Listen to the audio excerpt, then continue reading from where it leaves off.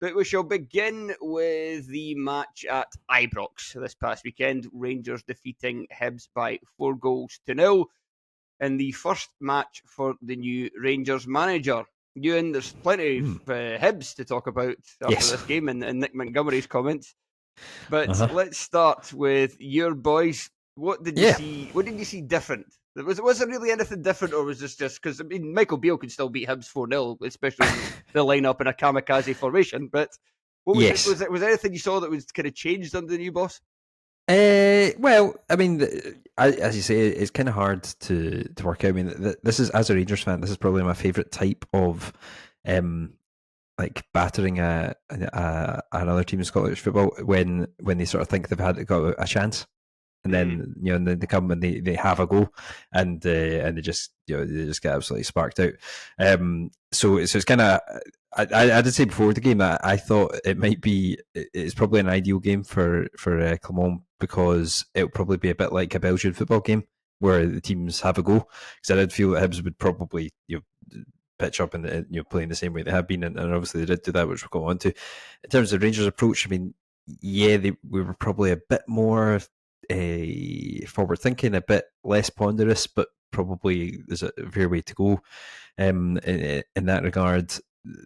I think probably the biggest difference was scoring early, to be honest. I didn't think there was that much in the game up until Rangers took the lead through Abdallah Sima, continue his good form, and after that, that could happen. That could have happened under Beale. To be honest, it's just the players will play with more confidence if the crowd aren't on their backs after 20 minutes and it's 0-0.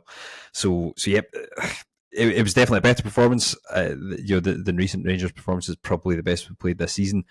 I don't know how much. I mean, I think Clement would probably say himself it's probably not that much down to him coming in. He's just not had enough time to make a massive difference yet. But the personnel he picked was probably along the same lines that Beale would have picked, or even Davis and Alex Ray, the dream team beforehand, would have picked. So I don't think I don't think there's that much to put down to the new managerial mastermind that we've got in. Albeit, obviously it's much better to start with a 4-0 win over Hibs than it would have been like a 2-0 defeat or something. So positive signs, and definitely I think we will be pressing higher up the park than has been the case previously, and you can see the start of that. But question is whether Rangers are fit enough to do that, and we'll maybe see whether I think it does suit the forward players, to be honest. But they might need to be a bit fitter than they've looked so far, because I think they are all to lesser and greater extents actually quite adept at pressing, and maybe not as adept at other things like scoring from 6 yards out and pretty much open goal. Sam Lammers again, but yeah, apart from that, he did. I suppose Sam Lammers got an assist, which it was tackling a guy in a sort of borderline foul to pass a boy that was 30 yards out, and then he just slams it in. So it's not the most cutting of assists for Lammers, but I suppose he got a number. So I think that is what the forwards, if they're good at anything, it's probably that. So we should probably base our game around that, as whether the rest of the team, particularly the defence, is quick enough to play a really high line that might require, remains to be seen. But yeah, certainly a promising start, and I think over the next few weeks, obviously, we'll get a bit more of an idea of how Clement's ideas actually mesh with the squad that we've got at the moment. When a manager comes into a new club, something that you always kind of highlight is players that are going to have. Often it's talking about players having second chances, but it could also be just players finding a new lease of life, having the ability to just kind of draw a line in the sand of what's happened before and start afresh. And Craig Anderson, Cyril Dessers. I mean, it still wasn't the best of performances that I've seen, but he did take his goal very well, didn't he? Well, I knew where you were. I knew where you were going when you were saying that, because it was very much more of the same in many ways. But he did score. But as Euan pointed out, he has already scored. It's not his first goal.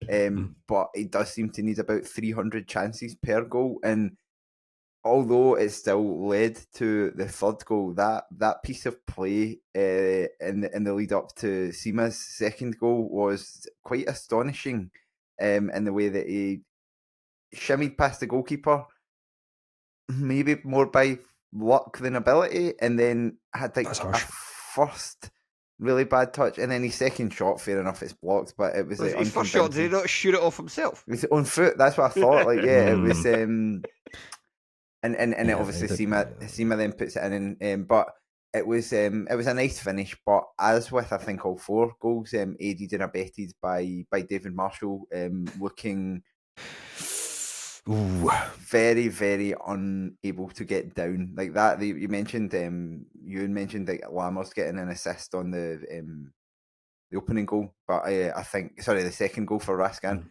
I actually think Marshall got the bigger assist for that, because I've never seen. I don't think I've ever seen like a actual real goalkeeper taking so long to get down to a shot. Like unless they're injured. It reminded me of the when Kelly won the league against Arbroath and Derek Gaston had like properly injured himself, and then the winning goal, it was just like he just didn't have it in him to go towards even trying to save it. And there was a little bit of that aspect to it. I didn't personally think it was a foul either. I thought Lammers was a fine tackle, but yeah. But from Dessa's point of view, he gets the goal. Sometimes they always say, "All you need is one to go in off your arse." That was better than one going in off his arse, in the sense that there was a degree of competence and a degree of composure about how he put it away. But we'll see. I think I remain to be convinced whether this is going to open the floodgates when it comes to his goal scoring. I'm telling you, buy stocks in Cyril Dessers right now, because the only way is up. Because it'll cost a penny each. So I'm refusing to get off the Dessers train, because I thought he was going to be good, and it was fair to say he's not been so far. But I think his career's been really quite good up until now. So it didn't make sense to me that he would just be as bad as he's been. So there has to be something else, and I do wonder.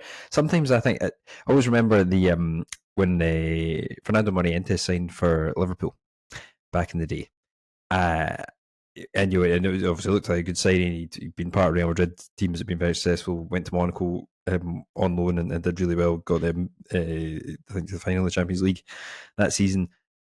But his whole career was based around basically being more physical than the defenders he was up against.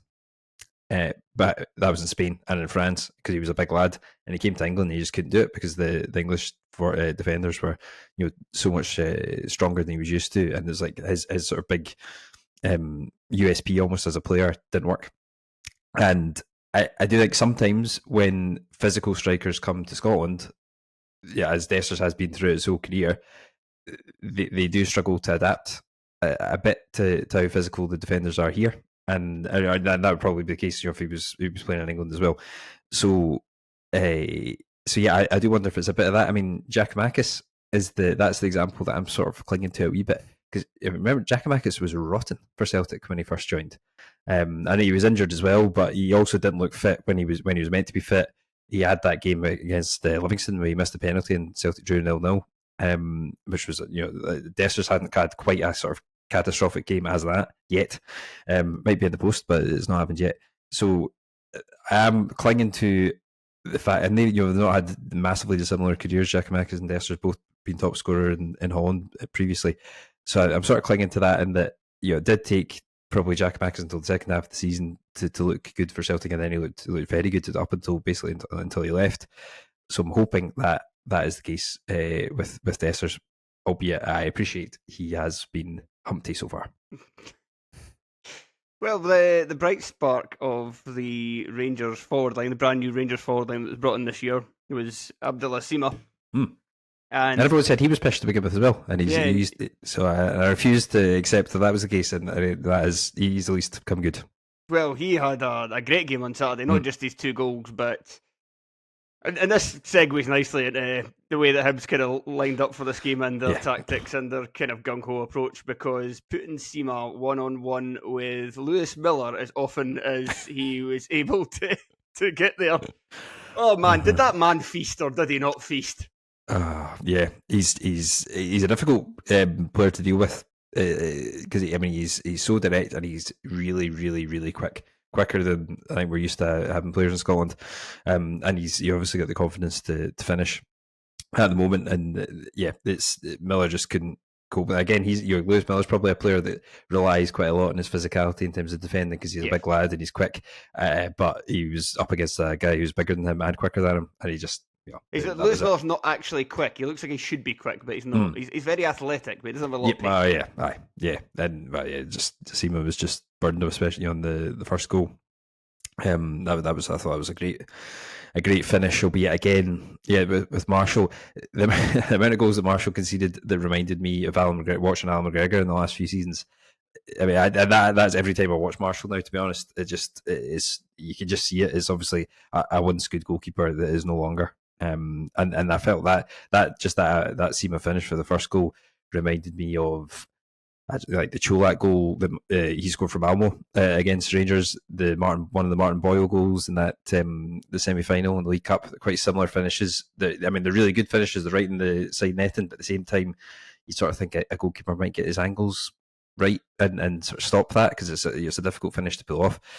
Obviously, the second goal is just you could throw a hat on that. And the probably the worst Marshall moment was when he just sclaffed it straight to John Lundstrom, who then I think the finish was worse than the mistake.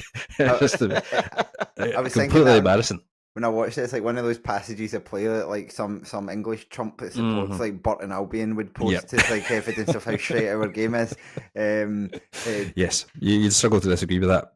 Despite them both being like like both of them played in their Premier League previously.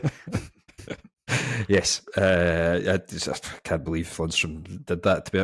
Played in the Premier League, not missed a chance. I can perfectly believe he did that. But yeah, so it's. I was actually one of the guys on our Discord. It's Finlay, I believe. It said it reminded Hibs' approach in general reminded him of Aberdeen last season when it was one of Van Bronckhorst's last games when Rangers were obviously had a bit of turmoil at the time. Aberdeen were going pretty well and they turned up at Ibrox and went for it and Rangers won 4-1 as pretty much the only good Rangers performance in months either side of it, to be honest, at the time. And that it was. I think Montgomery's good, especially because of how good Hibs could be on the counter attack. I don't understand why you would set up the way they set up. I think it's one of those lessons to people that say, "Oh, why do we not just go after them?" It's like they might be shit relative to how good Rangers can or have been at times over the last few years, or like 1.5 years out of the last few years. But they are still better than you, and there's a reason that they still finish second and will finish second in the league and did finish second in the league last season. Like they are still better than you. So there are very limited circumstances after which you can ever really go after them and playing the way Hibs did. It was basically playing into Rangers' hands, and the best way to beat this Rangers team is what's been shown by the teams that have beaten them already, which is to sit and let them frustrate themselves and then find a goal. Exactly. It's kind of it's not that, but it's kind of even what Celtic did. Like Celtic didn't go fully after them in the win. No. Like they obviously had more of the game than you'd expect Kelly or whoever to have, but it was I think it was a wee bit of a lesson in that respect. That Montgomery he's never managed in an unequal league before, if you know what I mean. Like the Mariners that he managed in, they're one of the less resource teams in Australia certainly, but like so if they're up against a Sydney or a Melbourne City or a Melbourne Victory or whatever, they've probably got a bit less, but it's not to the extent that in the leagues that he played in was more or less the same, and he was playing most of his career English Championship or Division 1 as it's been called. It was the same. He didn't spend a lot of his time coming up against teams that were like vastly better. Yeah, and that's kind of what you saw yesterday. Yeah. I mean, I think he will just have to, and obviously everything he said after the game is the opposite of saying basically if you read it at face value is like I'm refusing to learn as Nick Montgomery, but I suspect that was a bit of bluster and he will be thinking actually next time Because is it next week they're playing Celtic? Yes. Easter Road, yeah. So, yeah, if he goes 4-4 again, I mean, just because, and the thing is, it's not just like going with these two. It's not just setting up with the 4-4-2, and because everything about it is what you think it was for those unaware. Like it was a proper it didn't change anything from what he's been playing since he's been Hibs manager so far. It changed nothing whatsoever. It wasn't just like they're playing Boyle and Euan on the wings and they're playing two up front, but they're sitting deep and Boyle and Euan are really protecting the fullbacks, and the forwards are kind of splitting out and covering fullbacks and stuff that you could do in a 4-4-2 when you've kind of got two wingers and two forwards and still be set up kind of defensively, or at least some sort of solidity against a team that's just obviously going to be better than you away from home. But they gave them no protection. Their fullbacks were left one-on-one constantly all game. That was why Seaman just continually ripped Miller apart. He got no help whatsoever. They were bombing on something rotten as well. Jordan Abita, the amount of times he was appearing deep in the Rangers half, which is, we've yet to see any real evidence if that's a good thing as well, I would say, so far since he's been signed. And also as well, just like you're given no protection at all, whether it's out wide or whether it's through the middle, to a defensive four that needs a lot of protection. And I think you can get away with games with other teams because you can outscore them, but you're not going to do that to Rangers at Ibrox, or you're going to find yourselves very fortunate in order to do it. And even like little things as well, like doing because of their by kicks, the ones that's like constantly passing out for the back. And again, I know why they're doing it, but because it draws the other team in, and if they can pass it around it, then with the speed of the guys they have in the attack, all four of them that started on Saturday have got a certain degree of quickness to them. Then it makes sense to build your attack that way. That's the kind of that's why I think I'm generally not too hard on that side of it. Whereas other people would be like, why? What are you doing, especially at Ibrox, when they're going to be very good at closing you down and getting the ball off you? But just like Rangers would have an attack, it would go out for a goal kick, and you're thinking, right, take the sting out of it a little bit. Just David Marshall, go do the whole thing when you go to the other end and you kick the post and you take about 40 minutes, and you're already a goal down or maybe even 2 goals down, but you're giving your players a chance. It's going to be difficult to do that much running, and you don't want to immediately just keep the game going and keep the game frantic, because that's going to suit the team that's better. There was just so many things about the performance that really make an awful lot of sense to people who are probably more familiar with Scottish football than Nick Montgomery is. Yeah, I mean, I tell you, had an absolutely horrendous performance. James Jimmy Jeggo. Yes, he is rotten. I mean, we know that he can't really play football, but we know at the same time there's probably reasons that he has to be in the team at times. But I think it's probably just it's a reason why long term I don't think this formation will work for Hibs, because I don't think in Scottish football you can get midfielders good enough to play as a 2 in midfield anymore. Really, I think that's really difficult to find somebody all round good enough that won't, because Jego's probably okay-ish in a 3 if he's got like 2 other footballers beside him, but and basically him and Joe Neal, and Neal maybe has most of the attributes he would look for other than like an all-round centre mid. I'm not as big on him as some other people are, as in Tony. But I like Joe Neal, but he's not a good defender. Yeah, so having him in a 2 is a problem for that reason alone. Yeah. And when Levitt came on, like you instantly played like a really good like 60-yard pass, but you couldn't play him in a 2 either, because he really can't defend. He really can't defend.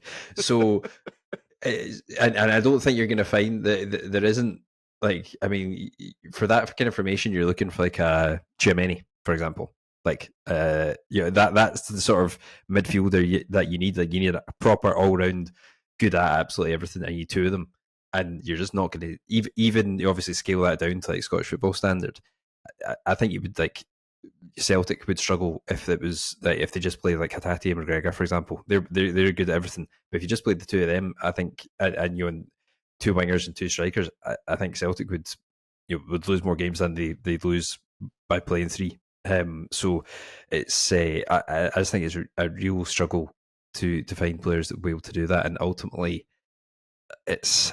I mean, I don't think it's a bad formation for them to have in their locker. And say if it'd been Rangers had been 1-0 up going into the last 10 minutes or last 15 minutes, they could have switched to the sort of 4-2-4 and gone for it at that stage, and then what have you got to lose? But to start with it and to you just keep it throughout the whole game, I thought was baffling.